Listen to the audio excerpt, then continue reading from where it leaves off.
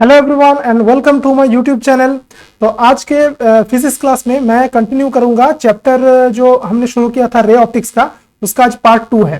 तो अगर पार्ट 1 आपने नहीं देखा है तो यहाँ पे आई बटन पे क्लिक करके पहले पार्ट 1 को देखिए और अच्छे से समझिए, तभी आपको पार्ट 2 सही तरीके से समझ में आएगा, मतलब आज का क्लास। तो आज के क्लास में मैं एडवांस में जाऊंगा थोड़ा सा, और लेकिन पहले मैं बता दूं कि अभी तक अगर मेरे चैनल को आपने सब्सक्राइब नहीं किया है तो जरूर इसको सब्सक्राइब कर लीजिए अभी, और इस वीडियो को एक लाइक कर दीजिए। तो चलिए शुरू करते हैं आज का क्लास।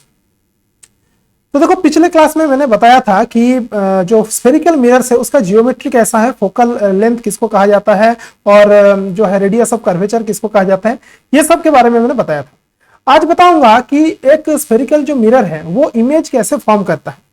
यानी कि पहले तो ये जानना होगा कि इमेज फॉर्मेशन के क्या क्या रूल्स है, कौन सा रूल को वो फॉलो करता है। तो आज वही रूल्स के बारे में बताएंगे। तो रूल्स यहां पे हम बात करेंगे कि rules for image formation. Rules for image formation किसके द्वारा इमेज फॉर्मेशन? Spherical mirrors. तो इसके कुछ रूल्स हैं। तो पहला रूल क्या है? देखो, पहला रूल हमको क्या फॉलो करना होगा, मैं डायग्राम बना के इसको दिखाता हूं। ये हमारा एक है कनकेव मिरर, यहां पे है C, यहां पे है F। तो अगर कोई लाइट रे आता है parallel to the principal axis, principal axis कौन सा है? ये वाला जो एक्सिस है इसको कहते हैं हम प्रिंसिपल एक्सिस।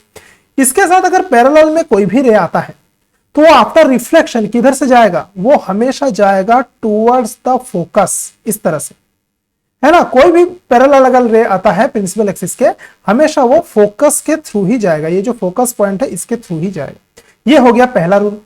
नंबर 2, 2 नंबर का रूल क्या है? बिल्कुल इसका उल्टा है। कैसे? कि ये है C, ये है F। तो कोई भी अगर लाइट रे फोकस के थ्रू आता है इस तरह से, इस तरह से अगर आता है, तो वो आफ्टर रिफ्लेक्शन क्या होगा कि parallel to the principal axis निकल जाएगा। क्या करेगा? पैरेलल। तो बिल्कुल इसका उल्टा है। इधर से गया, ये इधर से आता है, इधर से आता है। तो ये 2 रूल हो गया। नंबर 3 जो है, 3 नंबर का रूल, वो क्या है? देखो, उसको भी मैं दिखा देता हूं। तो यहां पे सॉरी, तो यहां पे मान लो C है सेंटर ऑफ कर्वेचर, यहां पे है F फोकस। तो कोई भी लाइट रे अगर C के थ्रू आता है, यानी कि सेंटर ऑफ कर्वेचर के थ्रू आता है, तो वो कहां जाएगा? वो वही पाथ में वापस चला जाएगा, है ना। ट्रेसेस बैक, वही पाथ में वापस चला जाएगा। C से अगर आता है तो वही से वापस चलेगा। ऐसा क्यों होता है? क्योंकि ये जो एंगल होता है ना, ये हो जाता है 90 डिग्री एंगल। कोई भी मतलब रेडियस जो है उसके सरकमफ्रेंस को 90 डिग्री में कट करता है, इसलिए जिधर से आता है वहीं से वापस चला जाता है। जैसे कि प्लेन सरफेस में क्या होता है कि इधर से अगर कोई लाइट रे आता है तो क्या होगा? इधर से ही वापस चला जाएगा। तो यहां पर भी वो सेम केस अप्लाई होता है। ये 3 जो रूल है ये फंडामेंटल रूल्स है इमेज फॉर्मेशन के। इन 3 रूलों की मदद से हम किसी भी तरह का इमेज फॉर्मेशन आसानी से एक्सप्लेन कर सकते हैं। तो ये एक बात हो गई। अब दूसरा चीज देखते हैं कि अब हम देखते हैं कि जो प्रूफ है, proof of R equal to 2F। R क्या है? This is called radius of curvature and this is called focal length of the spherical mirror. तो इसका प्रूफ हम कैसे करेंगे? उसके लिए हमको एक डायग्राम बनाना होगा। तो मैं यहां पे पहले डायग्राम बना लेता हूं।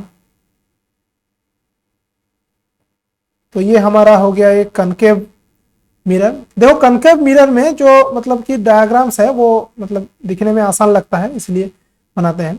तो ये हमारा मान लो हो गया C, और ये है F, और यहां पे है हमारा एक ऑब्जेक्ट। ऑब्जेक्ट को कोई दूसरा कलर लेते हैं।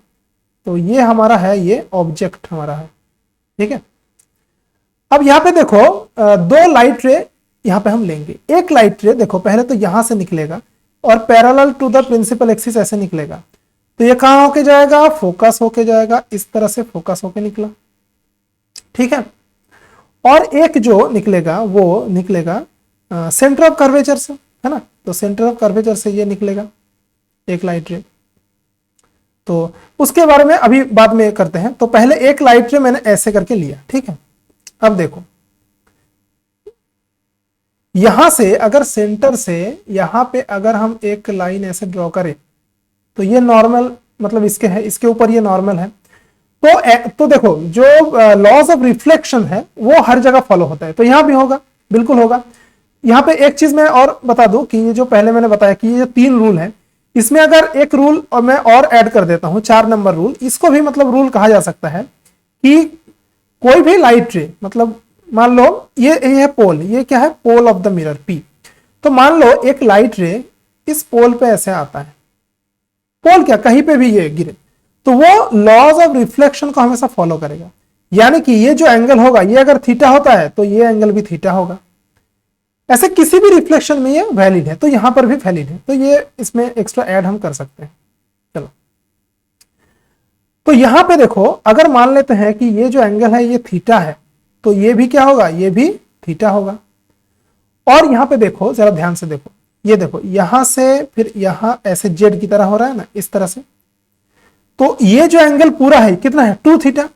तो फिर ये जो एंगल होगा ये भी हो जाएगा 2 थीटा। समझ में आया? This is called alternate angle, है ना। ये एंगल अगर 2 थीटा होता है तो ऐसे जेड की तरह दिखता है, तो ये एंगल भी 2 थीटा होगा।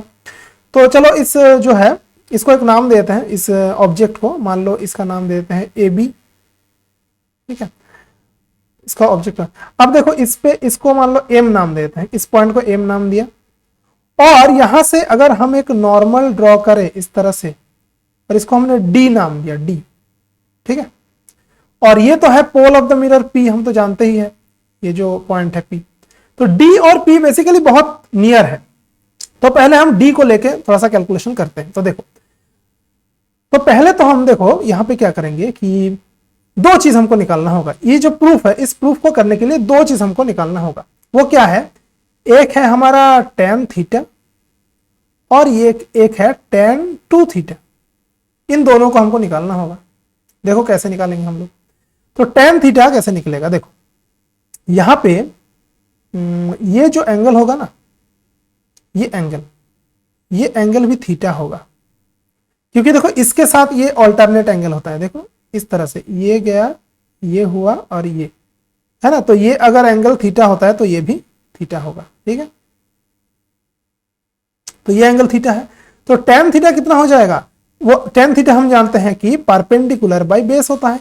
यहां पे MCD ये वाला ट्रायंगल पकड़ लो। कौन सा ट्रायंगल, ट्रायंगल MCD, ये वाला अगर ट्रायंगल पकड़ लोगे तो tan थीटा इक्वल टू आ जाएगा MD divided by CD, MD divided by CD, ये हमने लिख लिया। अब क्या करेंगे कि tan 2 थीटा वो इस ट्रायंगल से मिलेगा, इस ट्रायंगल से MFD। कौन सा ट्रायंगल, MFD, ये वाला ट्रायंगल। यहां पे tan 2 थीटा इक्वल टू मिलेगा MD divided by FD, MD divided by FD, ये दोनों मिला है। अब देखो क्या है कि जो भी हम नॉर्मली जो मिरर्स लेते हैं उसका स्मॉल एपर्चर होता है। एपर्चर मैंने बताया था पिछले क्लास में, मैं एक बार फिर से बताता हूं कि अगर ये कोई भी एक मिरर है और ये मान लो उसका सेंटर ऑफ कर्वेचर है, तो ये जो डायमीटर ऑफ द मिरर है, ये यहां से यहां तक, इसको भी कोई कोई लोग एपर्चर कहते हैं, या फिर ये डायमीटर, ये जो एंगल फॉर्म करता है यहाँ पे सेंटर पे, इसको भी एपर्चर कहा जाता है। बेसिकली दोनों सिमिलर है, क्योंकि ये अगर मतलब घटेगा तो ये एंगल भी घटेगा। समझ में आया? तो ये मान लो ये एक मिरर है, तो इसका जो डायमीटर है पूरा इस तरह से डायमीटर, इसको हम कहते हैं एपर्चर। और हम जनरली स्मॉल एपर्चर लेके काम करते हैं, स्मॉल एपर्चर लेके हम लोग काम करते हैं। तो स्मॉल एपर्चर में क्या होता है कि पैराक्सियल रेज अगर आते हैं, पैराक्सियल रेज को क्या होता है कि जो रेज मतलब प्रिंसिपल एक्सिस के साथ पैरेलल है, वो सब रेज के लिए थीटा का जो वैल्यू होता है ना, वो स्मॉल हो जाता है। थीटा क्या हो जाता है, स्मॉल हो जाता है। तो थीटा अगर स्मॉल होता है तो हम लोग जानते हैं कि अप्रोक्सीमेशन में क्या होता है कि जो tan थीटा होता है ना, वो नियरली इक्वल टू थीटा हो जाता है। तो tan 2 थीटा क्या हो जाएगा, नियरली इक्वल टू 2 थीटा हो जाएगा। समझ में आया? ये कब होगा, जब थीटा स्मॉल, तो जनरली थीटा यहाँ पे स्मॉल ही होता है।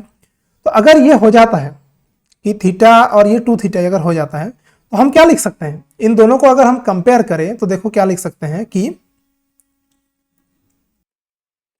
तो यहां पे देखो हम इन दोनों को कंपेयर करके क्या करेंगे कि, तो यहां से थीटा कितना आ जाएगा, थीटा आ जाएगा, इस 2 को यहां से हटा दो, यहां पे कर दो, तो अब इधर वाला सिमिलर हो गया। तो हम क्या लिख सकते हैं कि MD by CD equals to MD by 2FD।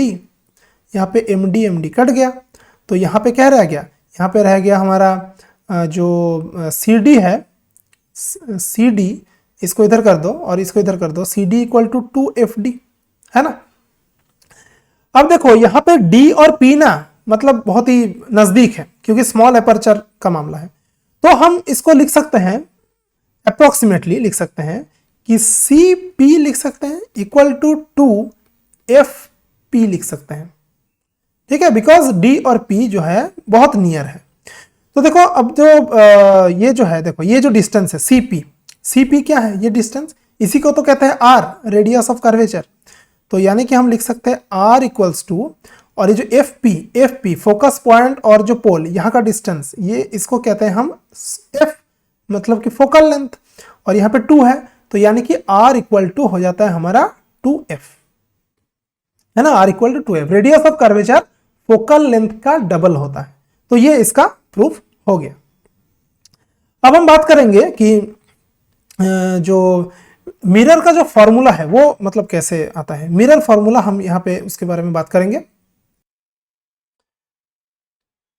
तो चलिए अब हम बात करेंगे कि मिरर फॉर्मूला को हम जो है कैसे मतलब डिराइव करें, इसके बारे में बात करेंगे।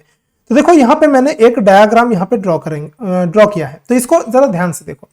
तो ये हमारा एक है जो है कनकेव मिरर, है ना, और ये जो ए बी है ये हमारा ऑब्जेक्ट है। तो यहाँ पे हमने 3 लाइट रे यहाँ से निकाला है, तो उसको देखते हैं एक एक करके। एक लाइट रे ये है parallel to the principal axis, ठीक है, ये एक्स ये और ये यहाँ ये है प्रिंसिपल एक्सिस ये पूरा। तो इसके पैरेलल एक लाइट रे गया है, तो वो कहाँ से जाएगा, फोकस होके जाएगा। तो ये देखो ये ऐसे फोकस होके ये गया है, ठीक है। और इसके बाद एक और लाइट रे जो कि बिल्कुल सेंटर ऑफ कर्वेचर से निकाला गया है, तो क्या होगा, वो वही पाथ में बैक करेगा। यहाँ पे देखो जिस पाथ में आया है वही पाथ में बैक कर रहा है, तो ये हो गया। और तीसरा एक लिया है कि जो एकदम पोल पे गिरता है तो वो जो लॉज ऑफ रिफ्लेक्शन है उसको फॉलो करता है और ऐसे निकल जाता है, यानी कि ये जो एंगल है और सॉरी ये जो एंगल है और ये जो एंगल है ये दोनों सेम होंगे, है ना, ये दोनों एंगल क्या होगा, सेम होगा। तो ये मैंने डायग्राम ये ड्रॉ किया है। अब यहाँ पे सिमिलर ट्रायंगल का फॉर्मूला बहुत ज्यादा यूज होगा। अगर सिमिलर ट्रायंगल्स के बारे में नहीं जानते हो कि कौन से 2 ट्रायंगल्स को हम सिमिलर कह सकते हैं, तो जरा प्रीवियस मतलब कि क्लासेस जो है 9-10 का बुक थोड़ा सा पढ़ लो, ठीक है, सिमिलर ट्रायंगल कैसे बनता है। तो देखो यहाँ पे हमने 2 ट्रायंगल लिए हैं पहले तो, और इसको थोड़ा सा मतलब नाम देते हैं कि ए बी है हमारा ऑब्जेक्ट और ये ए डैश बी डैश है इमेज देखो यहाँ पे उल्टा है इमेज, ठीक है, यहाँ पे M P pole of the mirror जानते हैं। तो ये सब अब जो है कि देखो ए डैश बी डैश एफ और एम पी एफ, तो इन दोनों को देखते हैं। तो ए डैश बी डैश और एफ, तो ये छोटा वाला जो ट्रायंगल है ये छोटा ट्रायंगल ये वाला, और कौन सा है, एम पी एफ। तो एम पी एफ और ये वाला जो ट्रायंगल है ये ट्रायंगल देखो, वैसे तो एम पी जो है ये मतलब स्ट्रेट लाइन तो है नहीं, लेकिन हम मानेंगे कि स्मॉल एपर्चर का जो स्फेरिकल मिरर है उसके लिए इसको हम स्ट्रेट लाइन ही मानेंगे और इसको 90 डिग्री भी मानेंगे इसको। तो यहाँ पे देखो कि सिमिलर ट्रायंगल देखो ये कैसे हो रहा है, क्योंकि यहाँ पे देखो ये जो एंगल है ये भी 90 डिग्री है। एक मिनट में थोड़ा सा डायग्राम को जरा सही से कर लेता हूं। तो यहाँ पे देखो, यहाँ पे मैंने डायग्राम को थोड़ा सा बना लिया है यहाँ पे, और यहाँ पे देखो ये जो ट्रायंगल है ये छोटा वाला ट्रायंगल, इसका ये है 90 डिग्री, और ये जो बड़ा वाला ट्रायंगल है इसका भी ये है 90 डिग्री। तो एक एंगल इक्वल हो गया। फिर हमारा हो जाता है देखो ये और ये एंगल ये दोनों अपोजिट एंगल हो जाता है, तो दोनों एंगल इक्वल हो गया, तो तीसरा एंगल भी इक्वल होगा, यानी कि ये जो 2 ट्रायंगल है वो सिमिलर ट्रायंगल्स बन जाते हैं, ठीक है। तो ये सिमिलर ट्रायंगल इस तरह से बन जाते हैं। तो ये दोनों अगर सिमिलर ट्रायंगल यहाँ पे बनते हैं तो फिर क्या होगा देखो, तो फिर हम ये लिख सकते मतलब सिमिलर जो आर्म्स है उसका रेशियो इक्वल होता है। ये सिमिलर ट्रायंगल का मतलब रूल या फिर फॉर्मूला जो भी कह लो ये है। अगर ये नहीं पता है तो एक बार पहले स्टडी कर लो सिमिलर ट्रायंगल के बारे में। तो यहाँ पे देखो B dash A dash by P M, देखो बी डैश ए डैश ये वाला है ये वाला, और इसके साथ ये वाला B dash A dash by P M equal to B dash F, यानी कि ये वाला B dash F divided by F P, यानी कि ये जो एफ है यहाँ पे एफ पी ये वाला है। तो इस तरह से हम लिख सकते हैं सिमिलर ट्रायंगल, ठीक है। अब क्या करेंगे कि तो अब देखो पीएम जो है पीएम यानी कि पीएम ये और ये दोनों इक्वल है, लगभग इक्वल है, पूरा तो इक्वल बिल्कुल भी नहीं है, लेकिन लगभग इक्वल है। तो इसलिए PM इक्वल टू हम BA इसको लिख सकते हैं और इधर को वही रहने देते हैं, ठीक है। ये नियरली इक्वल टू BA है, ये और ये, क्योंकि ये तो एकदम पूरा स्ट्रेट लाइन है ही, लेकिन ये पूरा जो है स्ट्रेट लाइन नहीं है, लेकिन फिर भी अप्रोक्सीमेशन के लिख सकते हैं। इसको इक्वेशन नंबर 1 हमने नाम दे दिया। अब क्या करेंगे कि देखो, अब और भी दो ट्राइंगल्स है A dash B dash P। तो देखो यहाँ पे जरा ध्यान से देखो, देखो A dash B dash P, ये वाला ट्राइंगल, कौन सा वाला ट्राइंगल, एक मिनट में थोड़ा सा कलर को चेंज कर लेता हूं। तो देखो अब कौन सा triangle, A dash B dash P, तो ये A dash B dash P, ये वाला जो ट्राइंगल है ये, और कौन सा ABP, यानी कि जो है ABP, ये वाला ट्राइंगल है, ये वाला ट्राइंगल है। ये दोनों भी सिमिलर ट्राइंगल है। क्यों है, देखो क्योंकि 90 डिग्री है ये एंगल, और इसका भी ये एंगल, ये 90 डिग्री है ना। देखो इसका ये 90 डिग्री एंगल है, और इसका भी ये वाला जो एंगल है ये 90 डिग्री एंगल है। एक मिनट यहाँ पे देखो, है ना, ये 90 डिग्री, ये 90 डिग्री एंगल है, और यहाँ पे ये एंगल जो है this angle equal to this angle, क्योंकि ये लॉज ऑफ रिफ्लेक्शन को फॉलो करता है। तो ये एंगल और ये एंगल क्या होगा, सेम होगा, है ना। मतलब कह रहा हूं कि ये एंगल और ये एंगल क्या होगा, सेम होगा। तो इसीलिए तो दो एंगल इक्वल हो गया, तो तीसरा एंगल ऑटोमेटिक इक्वल होगा, यानी कि ये दोनों जो है सिमिलर ट्राइंगल बन गया। तो सिमिलर ट्राइंगल जब बन जाता है तब यहाँ पे भी रेशियो को हम देख लेते हैं। तो B dash A dash by BA, तो यहाँ पे देखो B डैश A डैश ये वाला, तो यहाँ पे भी BA है, ऐसे इक्वल टू फिर B डैश P, तो देखो B डैश P ये वाला आर्म हम लेते हैं, तो यहाँ पे भी हमको ये BP लेना होगा, तो यहाँ पे BP हमने ले लिया है, ठीक है। तो इसको हमने नाम दिया है 2 नंबर इक्वेशन।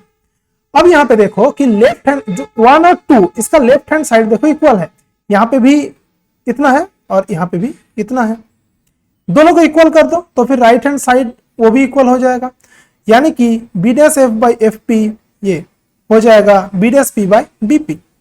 अब देखो B डैश F जो है इसको हम क्या लिख सकते हैं, देखो B डैश F जो है इसको हम लिख सकते हैं, देखो B डैश F यानी कि ये वाला पोर्शन B डैश F, तो ये क्या लिख सकते हैं, ये डायग्राम देख लो, देखो B डैश F ये वाला, ये हम कितना लिख सकते हैं, B dash P minus FP, है ना, B dash P minus FP, तो ये हम लिख सकते हैं। तो हमने वही लिखा है, देखो B dash P minus FP लिखा है ना, और बाकी सब वही रहने देते हैं। अब ये जो देखो सारा कैलकुलेशन मैंने किया, क्यों किया, क्योंकि देखो अब सब में P इन्वॉल्व है, सब में क्या इन्वॉल्व है, P है पोल ऑफ द मिरर।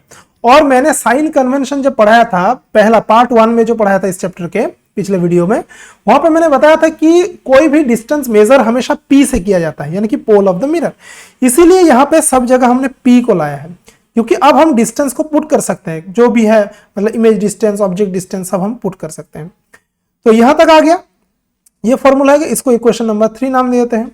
अब जो है अप्लाइंग साइन कन्वेंशन, अब ये बहुत इंपॉर्टेंट है, साइन कन्वेंशन का यूज अब यहाँ पे करेंगे। अब देखो कि मतलब क्या है, देखो B डैश P को हम माइनस भी ले लेते हैं। अच्छा पहले देखो कि ये जो U F V ये सब है क्या, ये पहले जान लो। देखो U जो है ना, U को कहते हैं हम, इसको हम कहते हैं